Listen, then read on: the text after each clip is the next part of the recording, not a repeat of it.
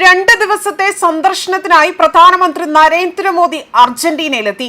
50 വർഷത്തിനിടെ ഒരു ഇന്ത്യൻ പ്രധാനമന്ത്രി ആദ്യമായി എത്തുന്ന ഉഭയകക്ഷി സന്ദർശനമാണ് അർജന്റീനയിൽ നടക്കുന്നത്.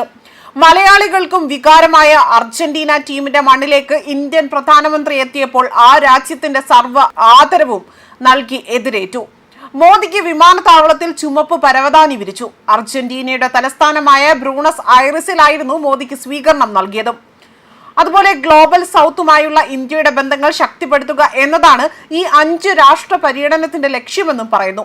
അർജന്റീനിയൻ തലസ്ഥാനത്ത് എത്തിയ പ്രധാനമന്ത്രി മോദിക്ക് ഇന്ത്യൻ സമൂഹം ഒരു പ്രത്യേക ക്ലാസിക്കൽ നൃത്ത പ്രകടനത്തോടെ തന്നെ ഊഷ്മളമായ സ്വീകരണമാണ് നൽകിയത്.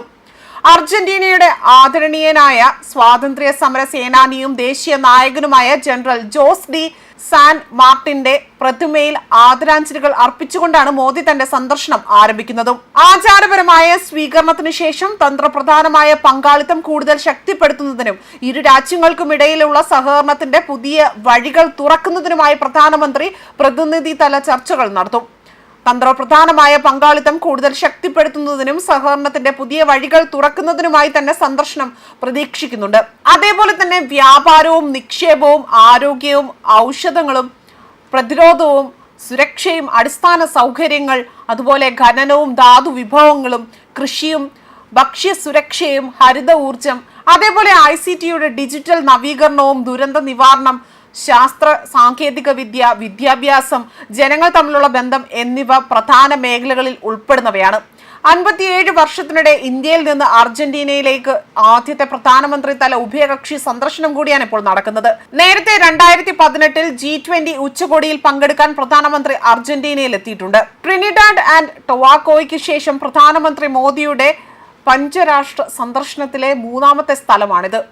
ലാറ്റിൻ അമേരിക്കയിലെ ഒരു പ്രധാന സാമ്പത്തിക പങ്കാളിയും G20യിൽ അടുത്ത സഹകരണവുമായാണ് അർജന്റീനയെന്നും കഴിഞ്ഞ വർഷം തന്നെ താൻ കണ്ടുമുട്ടിയ പ്രസിഡന്റ് ജാവിയർ മിലേയുമായുള്ള ചർച്ചകൾക്കായി താൻ ആകാംക്ഷയോടെ തന്നെ കാത്തിരിക്കുകയായിരുന്നു എന്നതായിരുന്നു പ്രധാനമന്ത്രി നരേന്ദ്രമോദി ഈ യാത്രയെക്കുറിച്ച് പറഞ്ഞതും.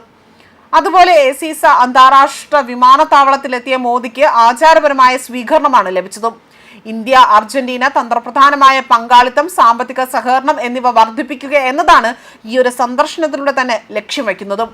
പ്രതിരോധം, കൃഷി, ഖനനം, എണ്ണ, അതുപോലെ പുനരുപയോഗ ഊർജം, വ്യാപാരം, നിക്ഷേപം തുടങ്ങിയ പ്രധാന മേഖലകളിൽ ഇന്ത്യ അർജന്റീന പങ്കാളിത്തം കൂടുതൽ ശക്തിപ്പെടുത്തുന്നതിനായി തന്നെ പ്രധാനമന്ത്രി നരേന്ദ്രമോദി പ്രസിഡന്റ് ജാവിയർ മിലിയുമായി വിപുലമായ ചർച്ചകൾ നടത്തുമെന്നും വിദേശകാര്യ മന്ത്രാലയമാണ് അറിയിച്ചതും. വിദേശകാര്യ മന്ത്രാലയത്തിന്റെ കണക്കനുസരിച്ച് ഈ സന്ദർശനം ഇന്ത്യയും അർജന്റീനയും തമ്മിലുള്ള തന്ത്രപ്രധാനമായ പങ്കാളിത്തം കൂടുതൽ ആഴത്തിലെത്തുമെന്ന് തന്നെയാണ് പ്രതീക്ഷിക്കപ്പെടുന്നതും.